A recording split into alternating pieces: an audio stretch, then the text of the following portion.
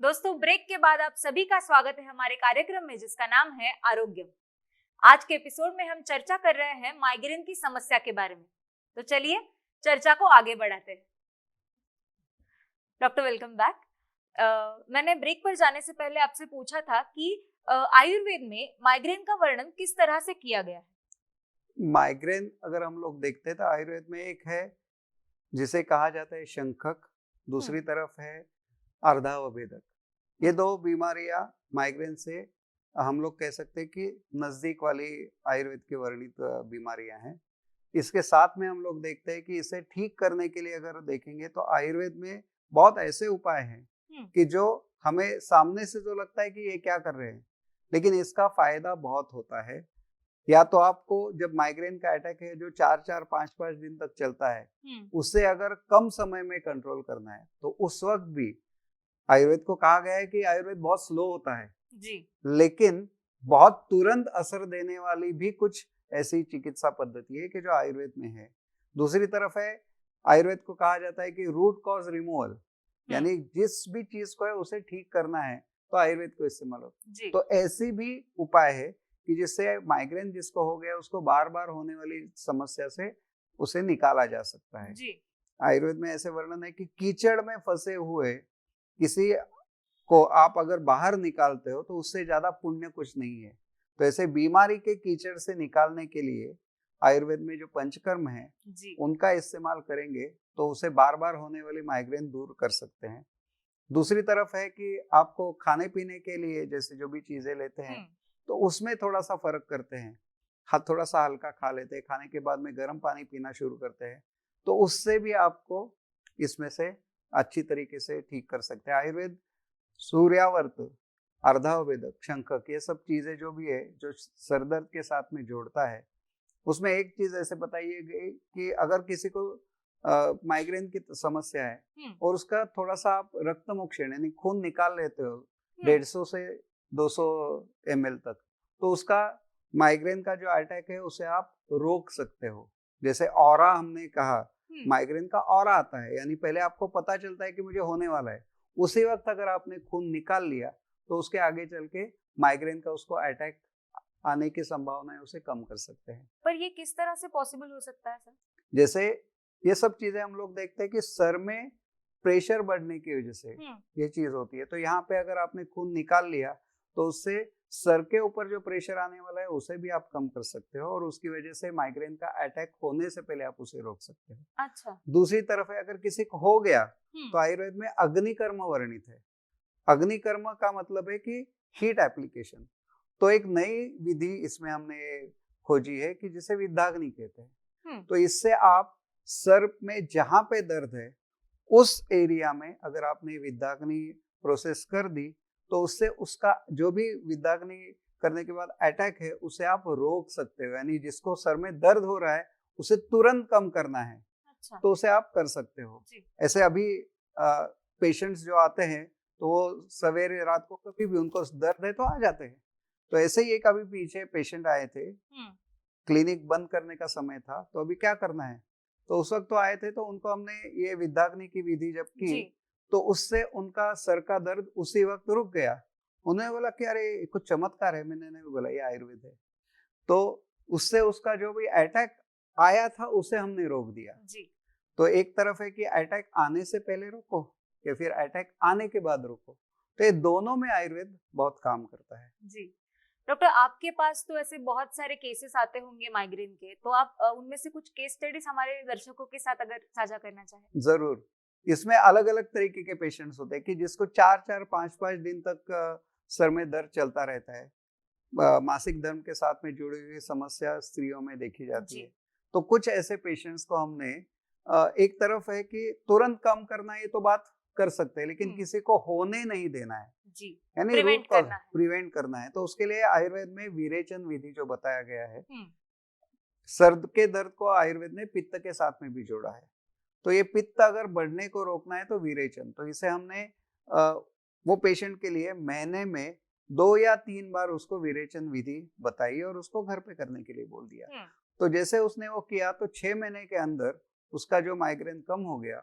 वो 6 साल तक उसे उसकी बीमारी की जैसे हम लोग कहते हैं कि माइग्रेन की बीमारी जैसे छूट ही गई हो, तो ये जैसे हम लोग देखते हैं तो कुछ पेशेंट्स ऐसे रहते हैं कि अरे आपके यहाँ पे सर दर्द के लिए कुछ है क्या, निकलता है माइग्रेन, तो उस वक्त तुरंत आपने उसको राहत दे दी, तो ऐसे में भी उसकी बीमारी जो है उसे कंट्रोल में लाया जा सकता है। खाने पीने में अगर आप देखते हो तो हेवी फूड या ट्रिगर फैक्टर ढूंढना बहुत एक बड़ी बात होती है, क्योंकि माइग्रेन के साथ में ट्रिगर फैक्टर जुड़ा रहता है, तो उसे आप कम कर सकते हो। और इसे फैमिलियल टेंडेंसी, तो दादी से लेके लड़की, लड़की से लेके उनकी पोती, ये सबको माइग्रेन के एक साथ में जब वो पेशेंट देखते हैं तो वहां पे कहीं ना कहीं तो उनके खाने के साथ में ये चीज जुड़ी रहती है। अच्छा। तो खाने को हमने अगर कंट्रोल कर दिया, पर्टिकुलरली देखा जाता है कि हरी सब्जियां जो है उनका इस्तेमाल ज्यादा होता है, या फिर दाल, या फिर जिसे हम लोग कहते हैं कि प्रोटीन्स का इस्तेमाल अगर ज्यादा होता है, तो कुछ लोगों में ये बीमारी हमें तुरंत देखने को मिलती है। स्क्रीन टाइम वाली चीज तो हर जगह पे आजकल देखने को मिल ही रही है, तो इन चीजों को हमें अगर पेशेंट को ठीक तरीके से बताते हैं, और एक चीज जो इसमें काम में आती है वो है पेट अगर साफ रहता है तो माइग्रेन के अटैक्स कम आते हैं। तो खाने के बाद में थोड़ा सा गर्म पानी या सवेरे उठने के बाद थोड़ा सा गर्म पानी लेना शुरू करते हैं तो माइग्रेन के अटैक्स कम होने के हमें पेशेंट्स में अच्छे रिजल्ट्स मिलते हैं। तो ये सब चीजें अगर हम लोग जोड़ते हैं तो हम लोग कह सकते हैं कि माइग्रेन को अगर कंट्रोल करना है तो आयुर्वेद आपको बहुत लाभकारी होगा। जी डॉक्टर, आयुर्वेद में बहुत सारी समस्याओं में त्रिफला चूर्ण दिया जाता है। मैंने ऐसे सुना है कि त्रिफला चूर्ण ये सरदर्द के लिए भी बहुत फायदेमंद होता है, तो क्या माइग्रेन की समस्या में भी त्रिफला चूर्ण उतना ही कारगर होता है?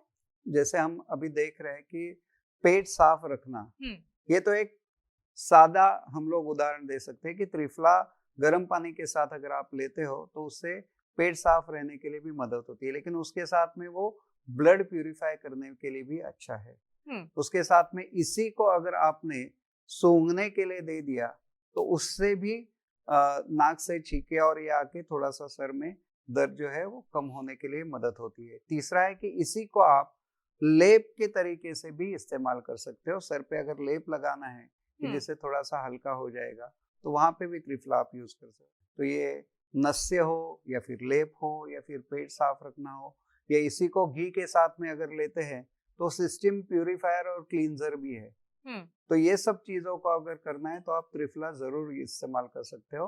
सावधानी बरत के करोगे तो ये आपके लिए रसायन है। जी डॉक्टर, माइग्रेन की समस्या से जूझ रहे लोगों को अपना खान पान या फिर अपनी दिनचर्या किस प्रकार रखनी चाहिए ताकि उन्हें वो जो अटैक आने की जो संभावनाएं होती है उससे वो कम कर सके?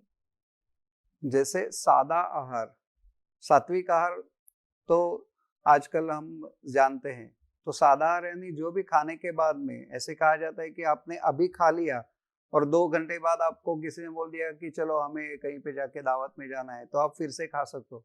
उतना खाना आपको एक टाइम पे लेना है, यानी थोड़ा सा अपनी कैपेसिटी से थोड़ा कम खाना। उसके साथ में और एक चीज है खाने के बाद में, जैसे गर्म पानी का बोला है, कुछ लोग ऐसे कहते हैं कि माइग्रेन और उसके साथ में खान पान का संबंध क्या है, अगर हो गया तो उसके बाद में मुझे क्या करना है। तो अगर ट्रिगर फैक्टर्स बार बार हम लोग जैसे कह रहे हैं, तो खाने में से ही ट्रिगर फैक्टर्स आप ढूंढते हो और उन्हें ही सिर्फ दूर रखते हो तो भी आपका ये प्रॉब्लम जल्दी कंट्रोल आता है। तो खाने के साथ में जुड़ी हुई चीजों में एक तो कंट्रोल्ड फूड, दूसरा उसमें आपको ट्रिगर फैक्टर ढूंढ के उनको दूर करना, और सादा खाना जो आपको ज्यादा हेवी ना हो। जैसे बाहर के जंक फूड तो सब जानते ही है, लेकिन जंक फूड के साथ में आयुर्वेद में ऐसे कहा गया है कि जो खाना लेने के बाद में पेट में बहुत देर तक रुका रहे, तो ऐसी चीजों को आप थोड़ा कम खाइए। तो जैसे दूध में आपने फल मिक्स कर दिए, या दूध के साथ में पोहा मिक्स कर दिया, या फिर जो आपके पास दही है, दही के साथ में आपने कुछ आचार या ऐसे लेके उसके साथ में चावल, और तो उससे पेट में और खाना ज्यादा देर तक रहता है, उसकी वजह से आगे चल के कुछ बीमारी आ सकती है। तो ये सब बीमारियों को रोकने के लिए थोड़ा सा कम खाते हैं और सादा वाला खाना खाते हैं तो माइग्रेन की आशंका से आप दूर रह सकते हैं। जी डॉक्टर, अभी आपने बताया कि बहुत सारे लोग होते हैं जो सुबह सुबह उठते ही कुछ मीठा खा लेते हैं। मैंने ऐसे बहुत लोगों से सुना है कि जलेबी खा लो या फिर गुलाब जाम खा लो या फिर कुछ और चीजें खा लो, तो मैं आपसे जानना चाहूंगी कि ऐसे कौन से मीठे पदार्थ है जो हमें सेवन करना सेफ रहता है और वो फायदेमंद रहता है। जैसे हम लोग देखते हैं कि इसी के साथ में एसिडिटी में भी ये सब चीजें इस्तेमाल होती है, जो लेने के बाद में तुरंत घुल जाए और अपने शरीर को तकलीफ ना दे। ऐसी चीजों में एक है पेठा, दूसरा है अलग अलग तरीके से, जैसे दूधी से हम लोग हलवा जो बनाते हैं या फिर गाजर का हलवा, लेकिन उसमें दूध नहीं डालना है। तो ये चीजें आपको काम में आ सकती है।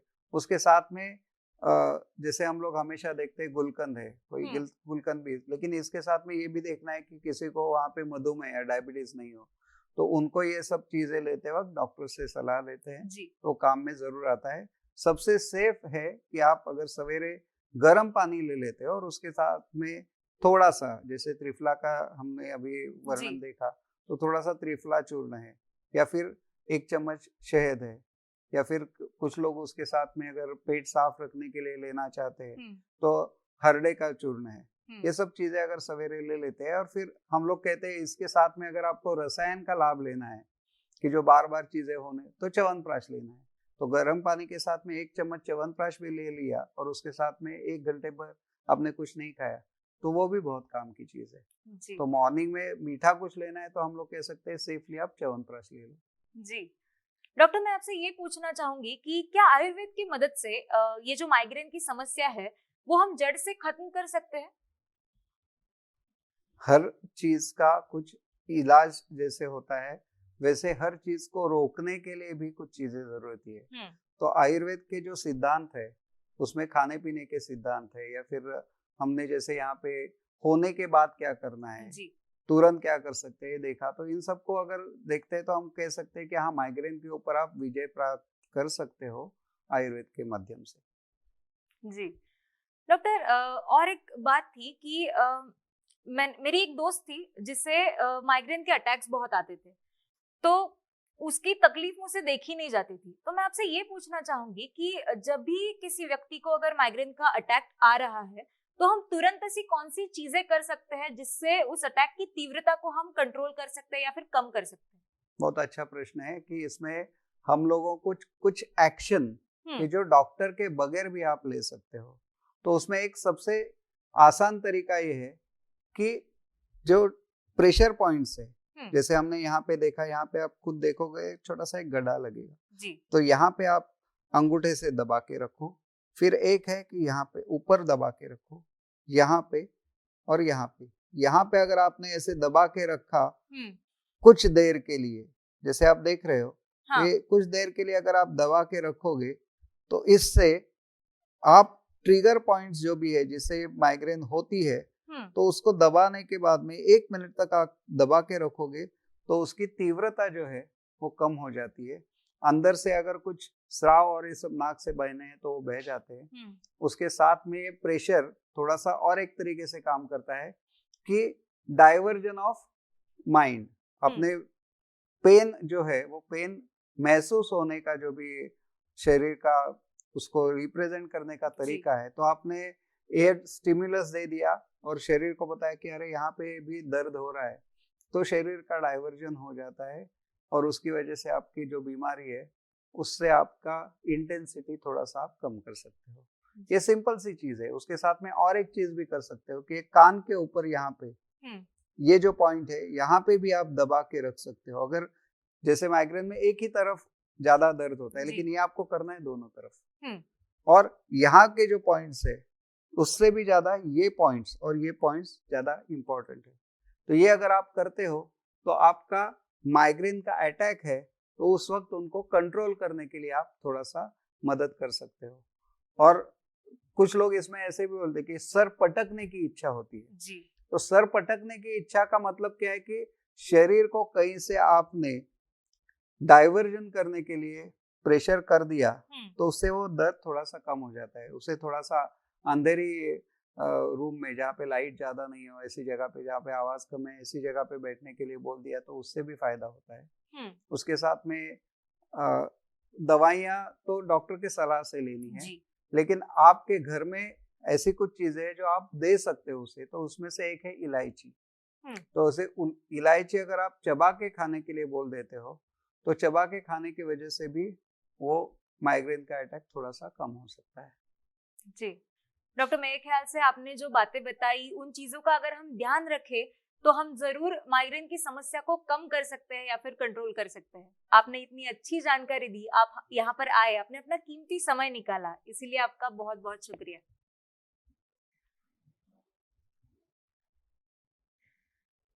दोस्तों, आज के एपिसोड में हमने चर्चा की माइग्रेन की समस्या के बारे में।